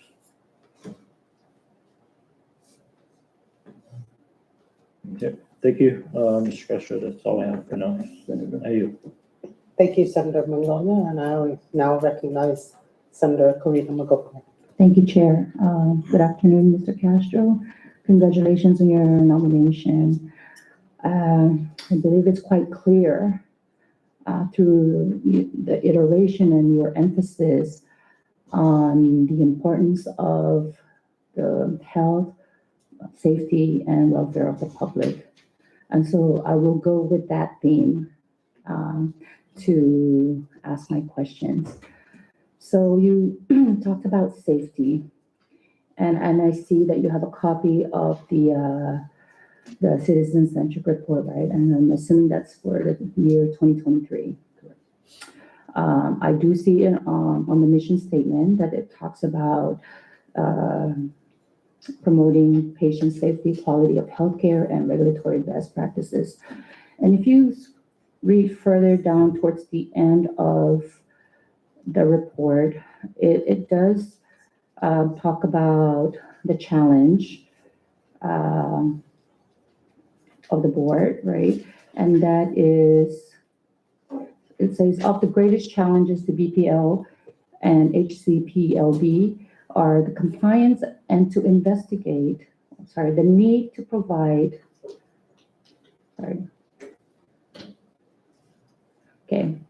the need to provide more on-site protection and compliance to investigate complaints as they come in. The position of the investigator is currently vacant, right? And I believe Senator Donald asked you how long has that position been vacant? He said the person that was there passed away last year, but approximately when? I think early last year, if I'm not mistaken. Early last year. Early last year, or yes, I Okay. industrial. And I asked that, right, because we are focusing on the safety, on the premise of safety. And in this statement, it is very critical in ensuring the protection of the community. It must be budgeted and filled immediately to enforce the regulation that restrict professional practice only to individuals who are licensed. So let's go back to the sentence where it says, it's very critical in ensuring the protection of the community. While this position is still vacant, are there any associated risk or liability that may arise because this particular position is vacant, and so therefore there's really no one, right, that's receiving these complaints and investigating, as stated in this report? Especially Lee's been up there in CIP. The government, whenever there's a construction ongoing out there, the government always have what we call construction managers to manage. And that construction managers are company like my company or their company to be out there to closely monitor. And they are Ps, they are out there. And that's what's happening is the investigator out there that needs to really involve like surveying. If that surveyor out there is surveying, no CM, you don't put a construction manager out there, they're doing on their own. Mr. Diaz is great on that. If you see somebody standing behind that tripod, on the road, he will ask, hey, what company you in, and those. And if you're not with Meridian or Castro, he will write that in and report it into us. So essentially, the checks and balances to ensure that the people who are truly out there are indeed either registered in the registry or they are who they claim they are. Right. Basically, right? And okay. But excuse me, not to cut you, but when it comes to construction project, especially government, they hire a construction manager out there, which those construction managers are there to monitor the project. And that includes the safety and welfare of the public. And not only that, is monitoring that the plans are followed, and at the same time, the government doesn't spend more money to have a change order out there when it's not necessary. So that construction manager out there, they are there. If they're doing their job, they will see all those safety. But if it's a small project or public,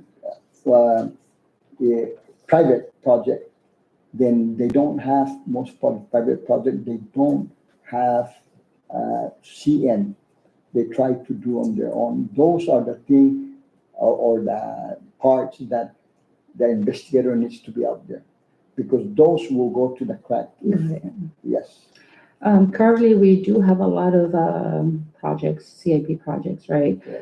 That's ongoing, and I'm not sure who is the appropriate agency that goes around to really monitor and ensure, pretty much enforce that there are the regulations that there are CMs present at those construction sites, because in my own experience, I've stopped by at some construction project sites, and when I do ask for the CM, they are not there. And so I am curious, who is the responsible agency or authority to be monitoring to ensure that regulations are being followed?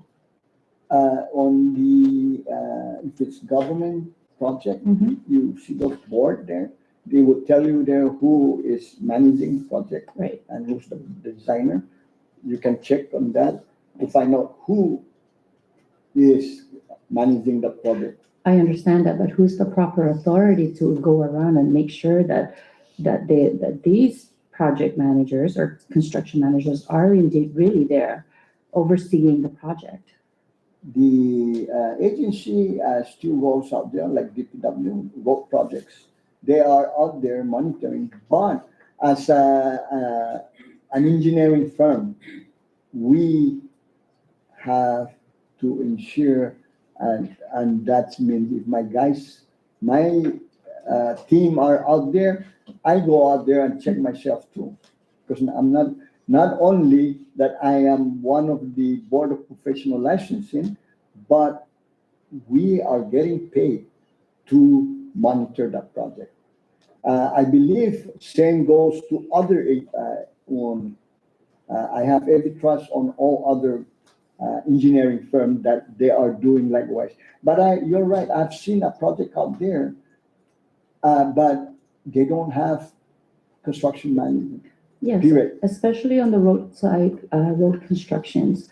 There are times when I observe that there could be potential and unsafe materials laying around, especially those, I don't know what you call those things that they put on top of the road after they're not really done with the construction, the steel plates. And it's quite dangerous. I mean, it has happened to me where I was passing by it and the corner of that steel plate actually slashed through my tire while I was driving on the middle road going probably 30 miles per hour or so. And I have my child in the car. Yes, she's in a car seat, but those are very dangerous. So, No, you're right. That's one of our checklists, is you cannot close a project unless all debris and everything are policed up. Yeah. Yeah, that's the rule. So this is from my company side, but as the Board of Professional Licensing, I also, even though my guys are not out there, if I see something, I ask the question, who is monitoring this project? Yes, and I do too. I know, I think those construction people around the area where I live probably, think of me as the police of the construction, because when I see something that could be prevented, I will raise the concern, because it's an additional, it poses a risk for public safety, but also it burdens the people, additional financial burden on the people when they get into unnecessary accidents, right? And that's something that they have to pay out of pocket. So I'm very mindful of that. And when I observe something that could be avoided just by simply putting, I'm not a construction expert in any way, but I can see when there is something that could be considered, potentially dangerous or, risky for the public. So I ask that because I have stopped by in some of those construction sites and I've asked who is the construction manager and where is this person, so that I can have a conversation with them. Because really the people down at the bottom who's doing the work really has nothing to do with that. They're just there to do their job, and the right person to talk to is the person who is responsible to oversee these projects. So that's why I'm asking the question, because I would like to know who the proper agency or department is so that I can have that conversation with the right person. Oh, okay. We as the Board of Professional Licensing, if you report anything to to the board, I'm no longer on the board, but to the board, we always take that, even though we don't have the investigator. If I'm passing by out there, because as I said, my role here is public. Sure. Yeah, I always, and at times when I pass by there and I ask those questions, who is the construction manager? Most of the time I know. They are thinking that because I have a company that I'm looking at other companies' fault, which Right. is not. Right. Yes. It's I am for the safety, there. yes.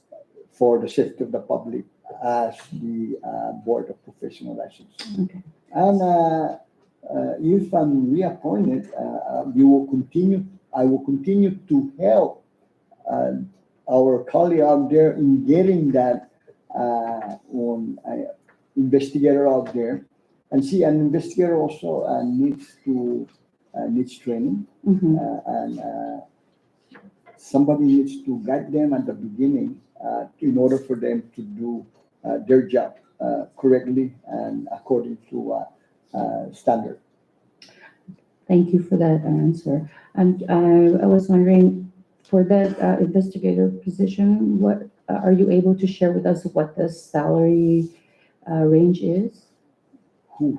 And I'm asking because I noticed on the report that it says that one of the ways that the board is funded is through local appropriation, right? And if this is a critical position that must be filled, right, to prevent, to encourage and promote safety of the public, then it is quite clear that we need to fill that. And if it's through appropriation, I'm asking what the salary range is, so that budget season is coming up, and then there's always monies being identified by the House to reappropriate. So maybe that's one of the avenues to find funding to help fill the vacancy.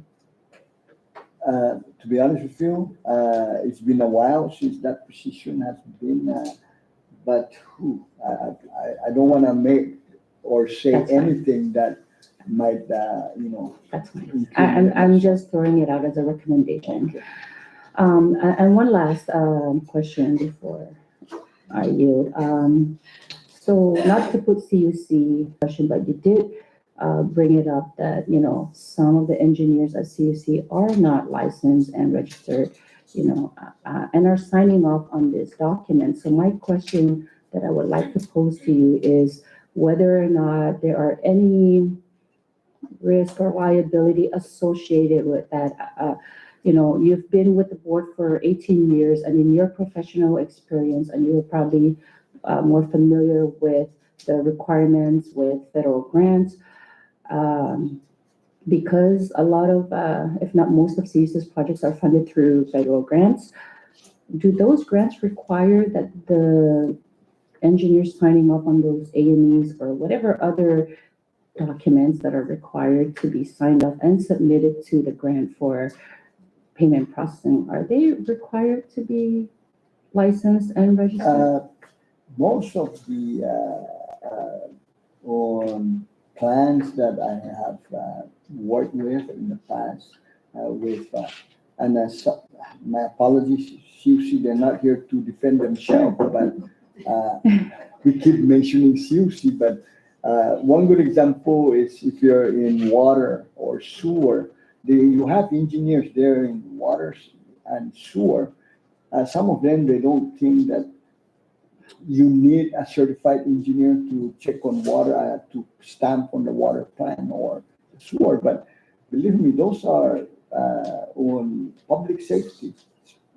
If it's the water in itself, then if it's not properly designed, the system, I know a lot of this CUC system is, they just put the pipe and bury it, nobody's seen it.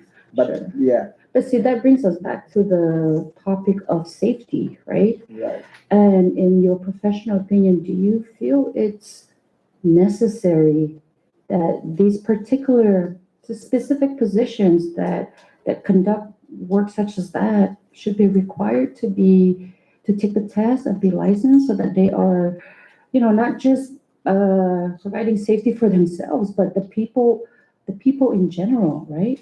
And every work that they work in, the people has to have that kind of confidence that whoever is working on those projects are certified and licensed, and they know exactly what they're doing. If what we're saying right now, if what I'm hearing right now is that not to say that they're incompetent, as you said, right? Because that's not what we're saying. We're just saying that perhaps there's a difference between a person with experience, right? Tons of experience, versus a person who has the experience and is also licensed. Maybe you can help us understand the difference between a person with just experience and a person who's got the experience that also has the credentials that can back up that experience. If you have the experience, as I said earlier, it doesn't mean that you're not qualified. Right. Yes. But if you are certified, there are calculations that deals with to design something. You just don't say, this is how it works, and that's it. No, you have to do calculation.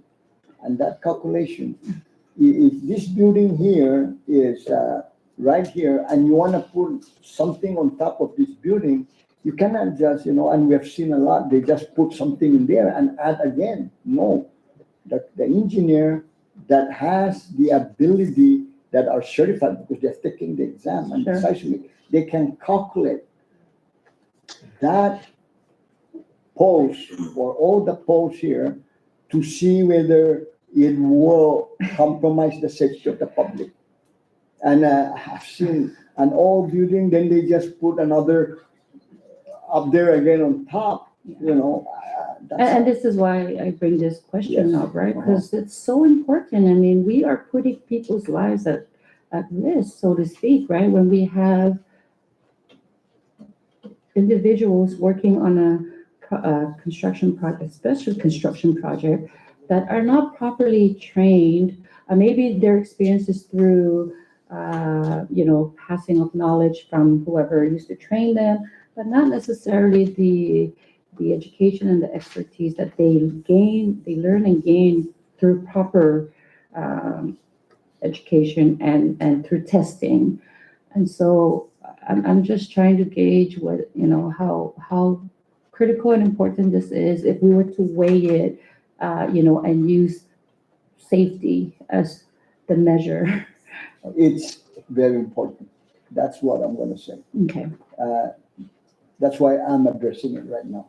So there, in your professional opinion, there are no risk or consequences for non-certified or licensed engineers to be signing off on documents when the projects are funded through federal grants, in your experience and professional opinion? For me, it's a no-no. If anybody wants to sign out there, they have to be certified. As I said, even sewer, wastewater line, those are safety for the public. You need slope, elevation, everything. That person, somebody has to know what is he doing to do. Everybody say, oh, it's just sewer line. No, wrong answer.